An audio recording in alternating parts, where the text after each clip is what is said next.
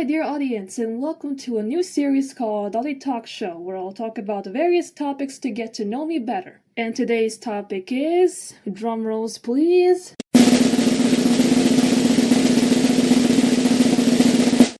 my favorite characters in many fandoms.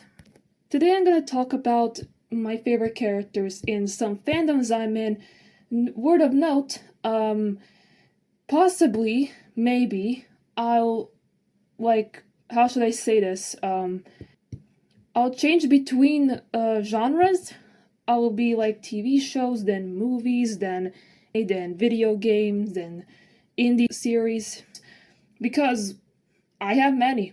Who knows how much I'm gonna talk here, but we'll see.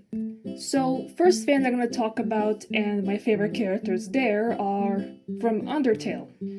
I have a few.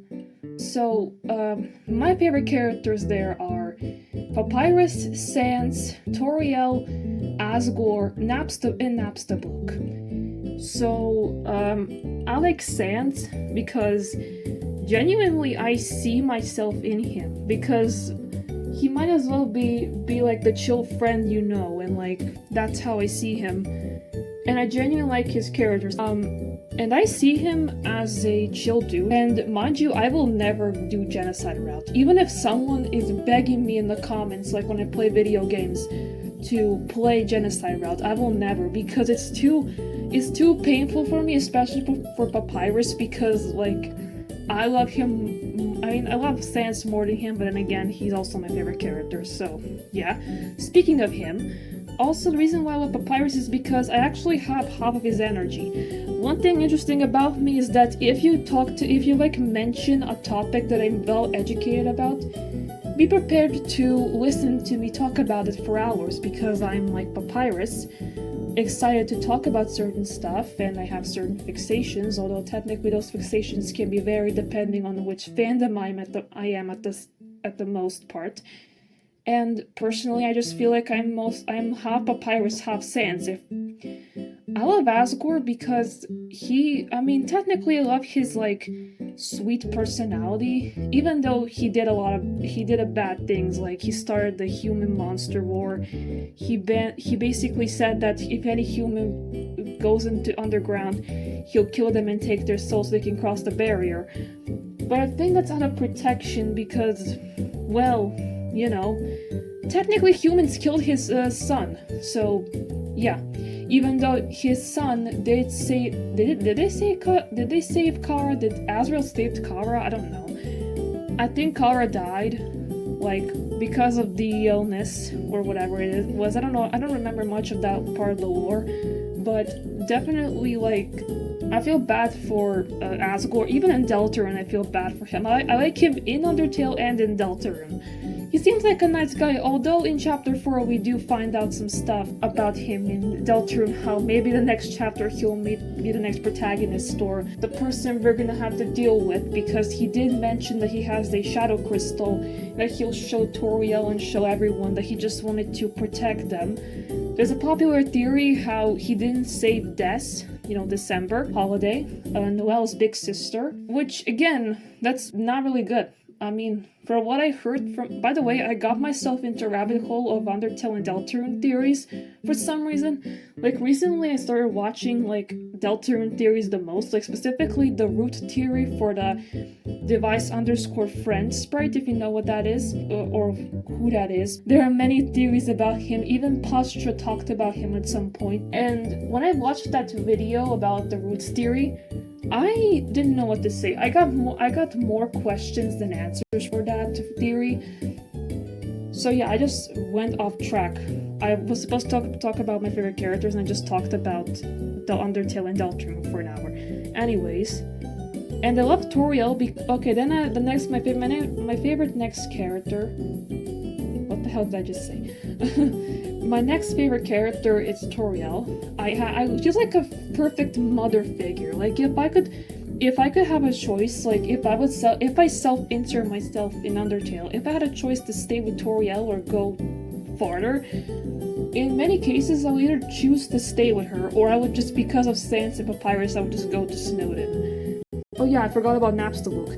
Napstablook seems like a chill guy, even though he's very shy. I think he's a really cool dude. If we became friends, I would definitely like be chill with him. I would just stare at the ceiling in his house and just contemplate about life, or even like stare up into space. Okay, now let's move on to Deltarune. My favorite characters in Deltarune are Chris, Susie, Lancer, Rules Card, Queen, Noelle, those three robots from chapter 2, you know, the three like robots who dance. Tenna, Spamton, Jevil, for some reason, I don't know, I'll explain later why. Asgore, Sans, I mean, they're technically from Undertale, but still, it counts.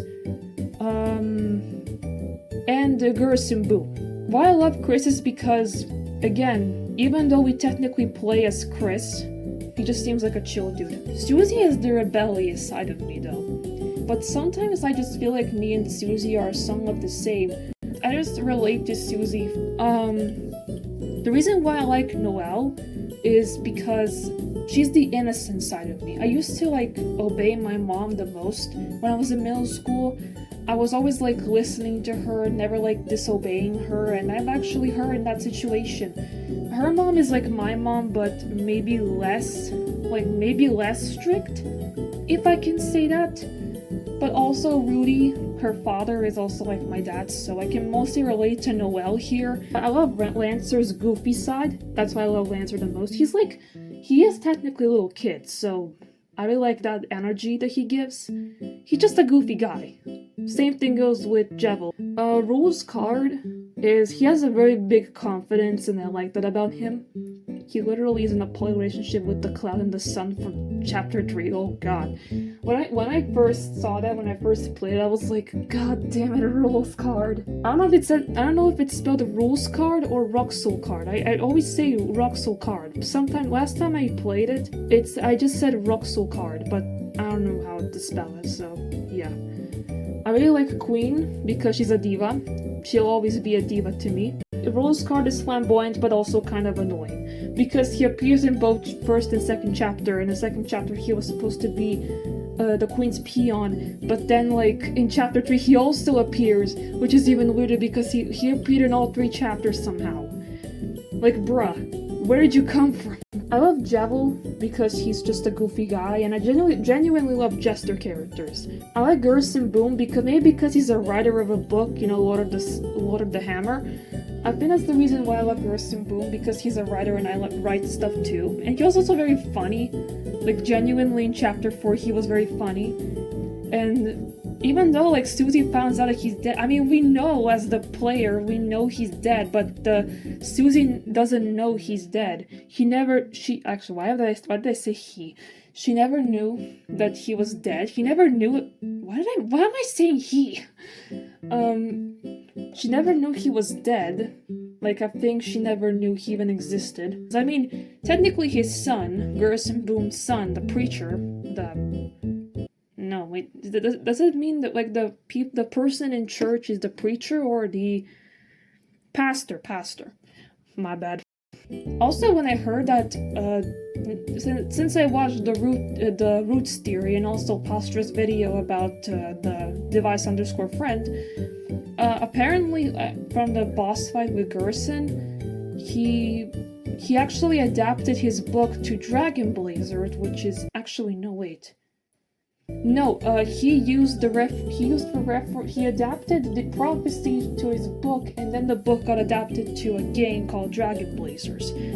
And in chapter 5, it says the field of pink and golden, which is apparently what's gonna happen in chapter 5, and the relations to friend.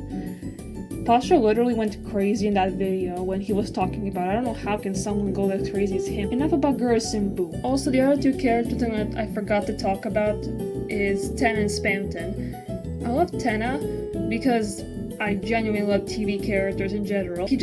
I love how goofy he is, and he's trying his best for, like, Chris to get back how he was and to make him happy. Oh my god, how many fan art I have seen of him in Spamton. Anyways, I love Spamton because he's just goofy as hell.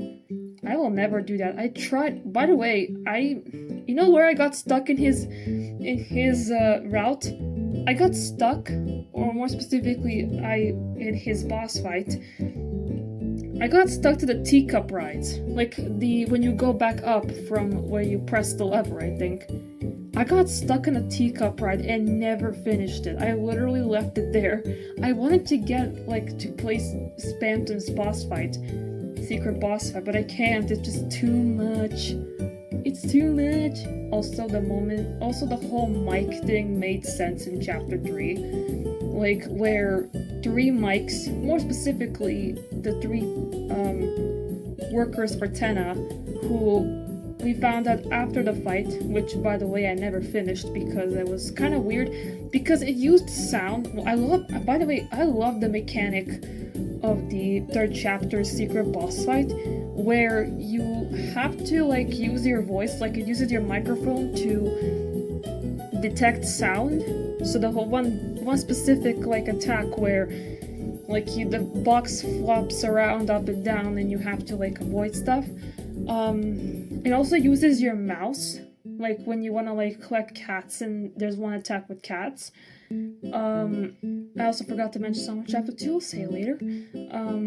By the way, every video that I mention and everyone I mention in this video, I'll link in the description the original video so you can see a much better explanation. And Spamton is just a goofy guy. I saw way too many Spamton fan art.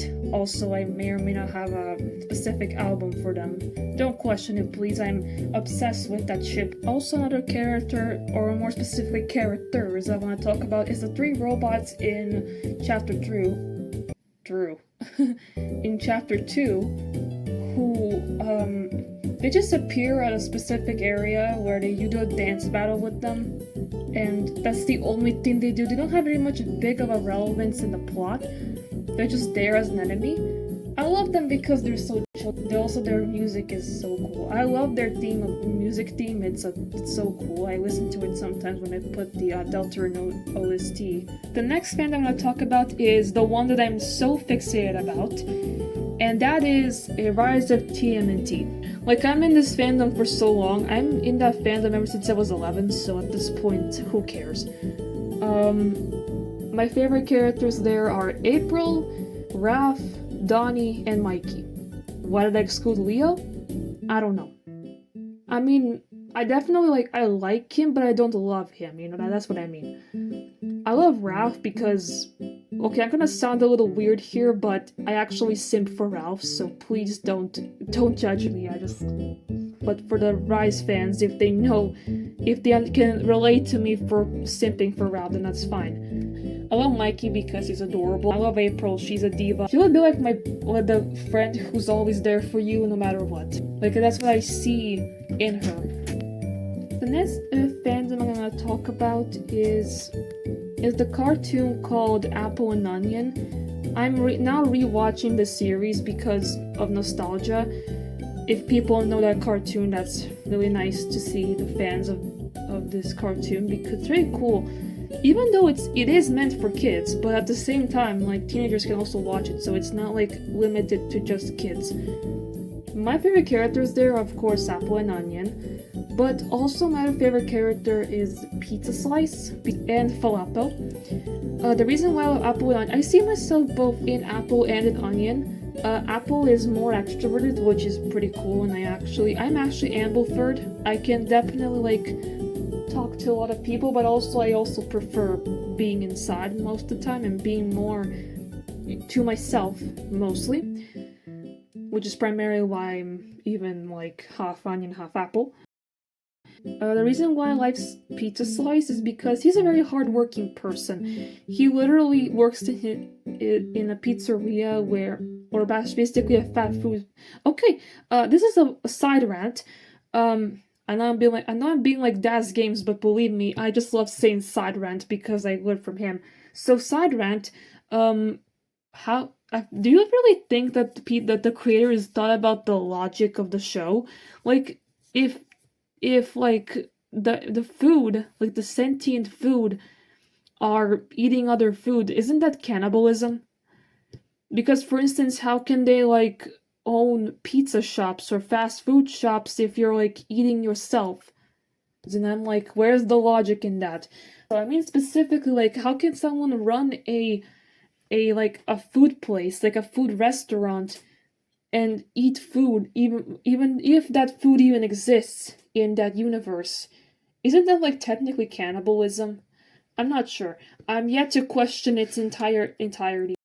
And I really love that Apple and Onion are just putting aside their needs for their friends. For instance, in the episode where they in the episode called Tips, which is the third episode, they are collecting tips to get $100, I think, or 200, I don't remember how many, to get to the balloon ride because it's only on that day. And when they collected enough money, they decided to like give it to Pizza Slice because it was his dream to go to the balloon ride. Same thing goes with like the episode where they got to get to the shooting star to see the shooting stars because they couldn't find Apple's shoe, and they decided to like go check the shooting stars to make a wish. And they literally gave up their wish so Pancake can be happy, because Pancake's she took over her dad's like tour for the shooting stars, for the meteorites, and that's very nice of them. I think that's the favorite thing about the show, is because it teaches niceness and moral. Same thing goes with the Domino Effect episode, which is the same episode where Apple gets in trouble, where they help people the most they can, like they find the first domino. For instance, why is the guy who threatened Apple mad? Well, he's mad because his boss shrimp is being mad at him for that. And the reason why Shrimp is mad is because Birthday Cake can't get her food. The reason why Birthday Cake can't get her food is because of the rats problem in the kitchen, and so on and so forth, which ends up being the entire problem starts with Lemon Drop, the kid who Apple actually upsetted because she was playing with money. And that's the whole and then like her being upset is because of Apple, which means that Apple is the first domino. I don't know how I managed to explain that in one sentence, but hey, I'm so invested into the show, I don't care anymore. And that's about it for the favorite characters in Apple and Onion, because I don't have much. I still didn't finish the first season, but then again, it's fine. I'm gonna move on to movies now because, I just cycled through TV shows and like games, so I'm gonna talk about movies now. Well, the recent one I watched is the Devil Wears Prada. The reason why I watched that movie is because of the second one that's coming up this month. I love Nigel and Miranda. I think Miranda changed my view in fashion the most. I don't even know how. She just did when I watched the movie. And Nigel is like the perfect advisor. His like conversation with Andy in that one scene where Andy complains how she doesn't like her. That reopened something in me, because Nigel is 100% correct in that one. Because if you work in runway, in that universe, if you work in runway, you can't complain. Like, many people told her themselves, like, girls would kill for the job Andy has. But at the same time, like, he's right. Like, you can't just complain. If she doesn't like you, she doesn't like you.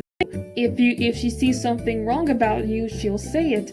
Because Miranda's opinion is the only one that matters, especially since she's the head of the runway. I genuinely feel like that conversation like made me think about certain stuff, especially when it comes to big corporations. I'm just saying that in fashion and in like fashion industry, that's true.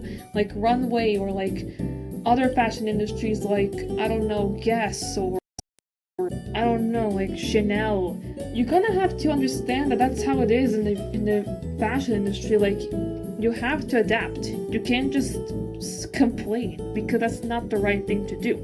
Either suck it up or leave, because if I was in Andy's place, like picking between like friends and boyfriend and staying with Miranda, if the thing is that I don't have any friends nor a lover, I would definitely stay with Miranda. But if I have friends and a boyfriend, I would definitely leave that because my friends and my lovers is more important than that. And that's the reason why I genuinely love Nigel, because he just is so real. Another fandom I'm going to talk about is, more specifically, my favorite characters in that fandom is Stardew Valley. I got recently into Stardew Valley because, I don't know, I just got bored and I saw it on a definitely legal site to play it, and I was like, sure, why not? I got addicted under 2 days. 2 days it took me to get addicted. That says something about myself. And I personally have my fair share of characters that I like and don't like, but I'll talk about the ones I like. So, my favorite characters in Stardew Valley are Sebastian, Alex, Sam, Caroline, Willie, Maria, even though she's in a relationship with Louis, but who cares? I mean, it's weird. When I first found out that there's an event where Louis and Maria are actually, dating apparently, now I hate Louis more. But hey, who knows? Robin, Linus, and that's about it. Those are my favorite characters. I love Linus because this dude, he's just chill. Linus is just chill. Like, the dude just exists, and even though he is homeless, but then again, when we first meet him, he is technically like a chill dude, and we help him a lot. And he gave us a sushi recipe, which I need to make my Sebastian love me. That's about it for Stardew Valley.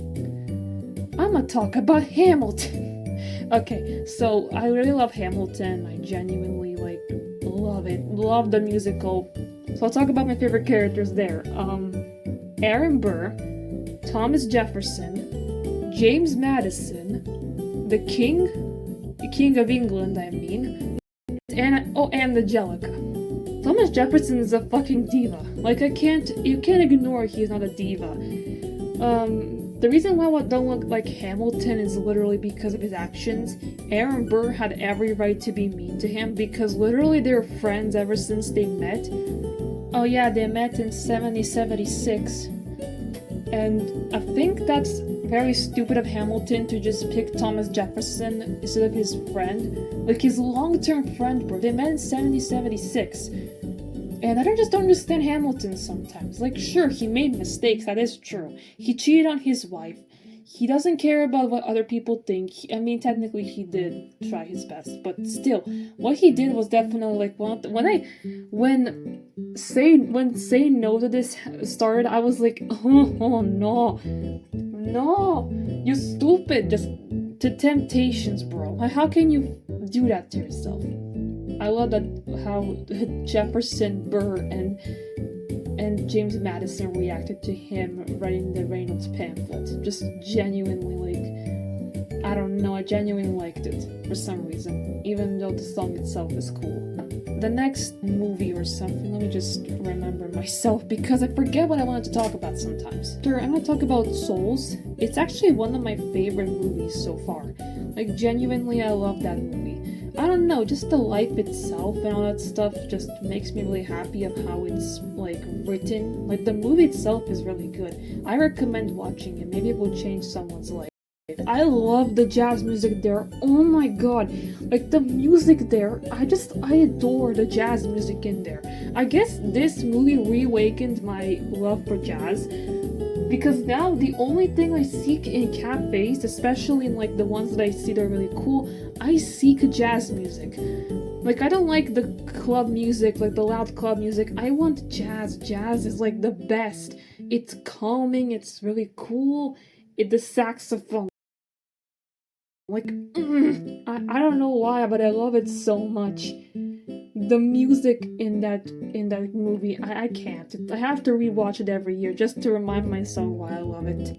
And I love how Joe, the main character, just has this dream. Even though he just says that he's meant to play jazz, I think he's right. When Dorothea says that, that line, the one he says about the fish, that fish quote, when she says, the young fish asks the old fish, where's the sea, and like the old fish says this is the sea, and the young fish says that's not the sea. What I'm asking is where's the ocean, you know, that stuff.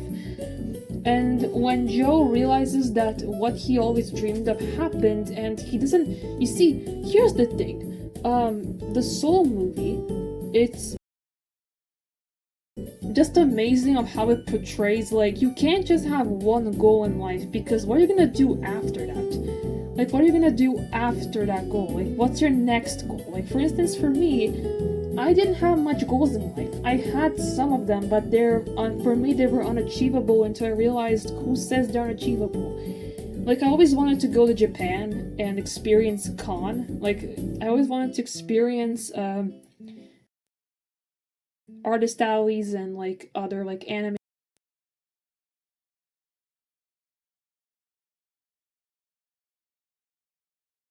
con, stuff like that. And I wanted to experience that, which is something that I will definitely, and like stationary, like, cons, you know, like pop-up places for stationery, because apparently in Japan stationery is something really cool. And I genuinely feel like every time I, like, see that, every time I, like, have that dream, I said, who says I can't have it? Then my next goal in life is to finish up my scrapbook page about cafes, because I really want to make that aesthetic where I rate all the cafes that I have in my city and define the best one that I think is the best, you know? Then the next goal is to, like, I don't know, to make a YouTube channel.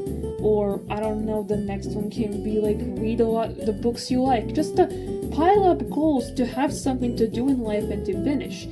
Because if you have only one goal in life, there's no point. You just lose that, like, dream. Because when Joe actually, like, got what he wanted, and when he realized that there's more to life than just his goal, and that clicked for some reason in me. I don't know why. It just did. Which is something that I genuinely love about the movie itself, because it portrays life. I love how they portray the afterlife, like all the, like, the souls are like these blue blobs, and like the new souls. I love the portraying of, like, you know, purposes and dreams. Like one of these thingies, I don't know what their name is, but they're like some secretaries or whatever that, like, control the soul world, like the world of afterlife place. The one says, like, so what's 22's purpose and what's his spark? And, like, he says, we don't assign purposes. And, like, he says, like, mentors and their purposes, which just means that purposes are made when you live rather than when you're born. Like, you're not assigned to a purpose, or you're not assigned to a spark. You get your spark and you get your purpose throughout life. You just figure it out. I literally, like, talk about most of the stuff that I like, and I appreciate the movies more than I actually like the characters, but hey, sometimes the rant videos can be like that, so expect it from now on. Now I'm gonna move on to stop motion movies, aka Coraline, because that's the only stop motion movie I watched, beside a few ones I'll mention soon. I'm gonna talk about my favorite characters in Coraline is Coraline herself. I really love the Other World, even though it's not a character. The Other World is my favorite, like, place. I love the cat from the Coraline movie. I love Mr. Bubinski, even though he's genuinely, like, weird, even though he wants to start his own mice circus. The two ladies who live underneath Coraline, which Miss Pink and Miss Forcible. Now I remember. I love those two. Those two, they slay. They slay. I can't say they don't. They slay. The next one I'm going to talk about is actually a TV show. The one that's currently ending, called Smiling Friends. My favorite, I have a lot of favorite characters there, not a lot of them, but genuinely the main ones I like are Charlie, Pim, and Alan. I don't like Glep, even though he's technically, like, a cool, chill person. I don't like him. I don't know why. He just doesn't seem, like, good to me, and I think the boss is a psychopath, so I don't like him either. The reason why I like Pim is because of his innocence, even though he's, like, what, an adult.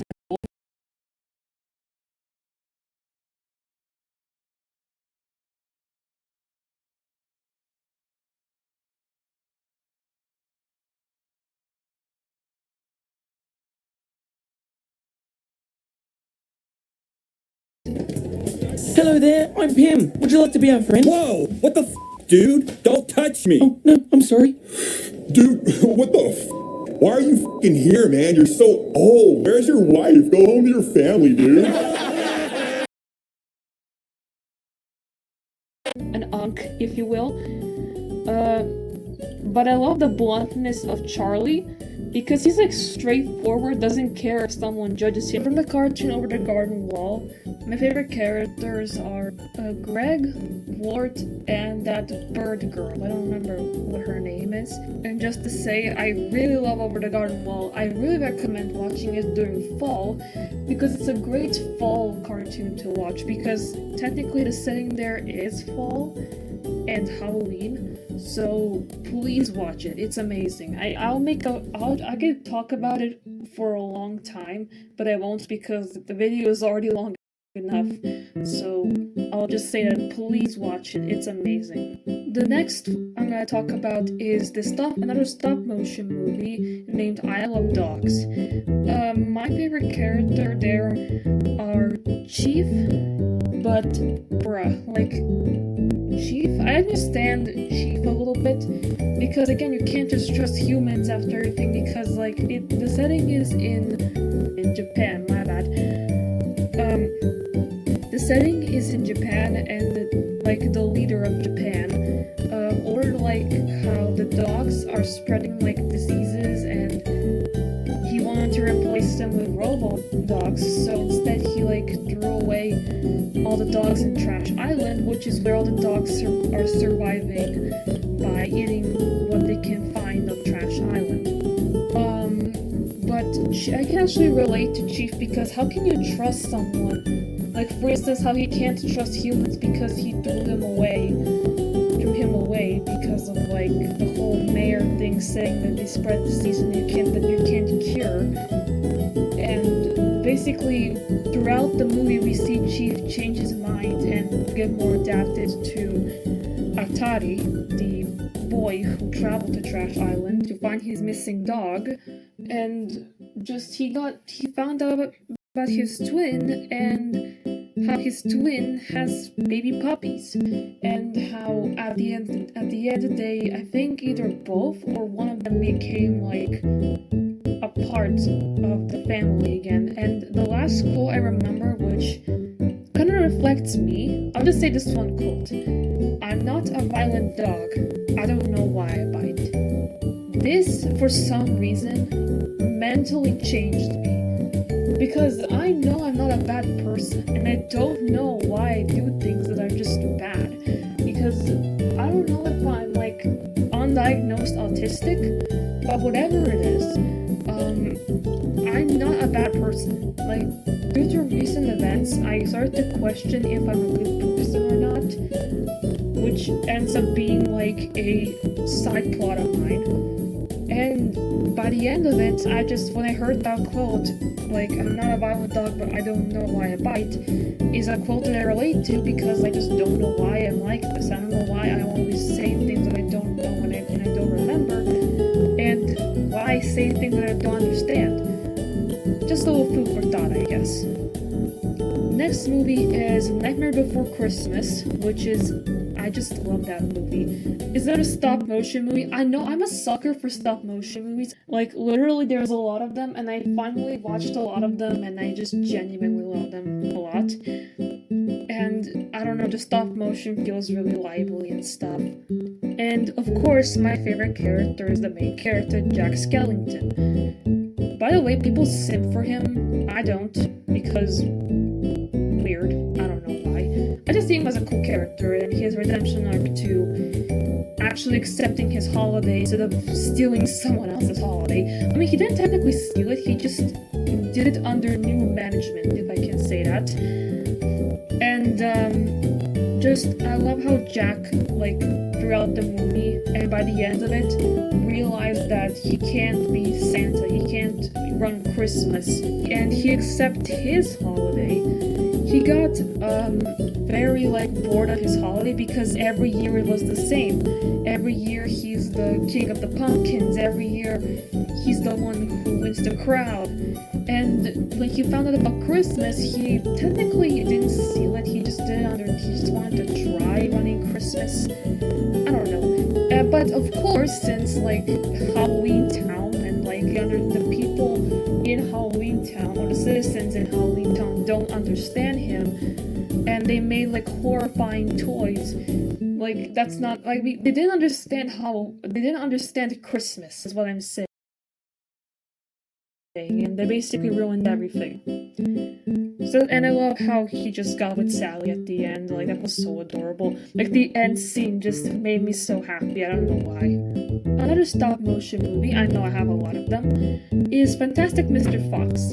Now, I love that movie a lot because it kind of reflects me. Like, Mr. Fox himself, because of his, I love Mr. Fox and I love his son, Ash. Like, those two are my favorite characters because Ash is like me when I was in middle school, but Mr. Fox is me currently. But personally, I genuinely relate to Mr. Fox and him wanting to be like the best of Fantastic. And Ash trying to like impress his father, which is me trying to impress my dad. We're not the same, so it makes sense, but also it doesn't. Also, I understand Ash's jealousy to Christopherson because Christopherson is like the prodigy child of the family, even though technically he's his cousin, not like his actual brother. And Christopherson is like the golden child, while Ash is just trying his best to be better. And I understand his jealousy because I would be too if my cousin is better than me and gives the attention to my father more than the other. But I'm glad that like Mr. Fox like realized that he should appreciate Ash more than anyone because technically he's him. Another movie that I really like is Hercules. By the way, my personal favorite Disney character there in that movie, Hades. Hades all the way. Like, and Megara, but mostly Hades. Like, Hades like a diva. Like, I love Hades' lines and I genuinely like, I don't even know why. I just Hades is like me. And I can definitely do some Hades lines. Like, literally I can do his quotes like without a single like stutter because I know them quotes very well. And I just relate to Hades and his like bluntness. Now my favorite movie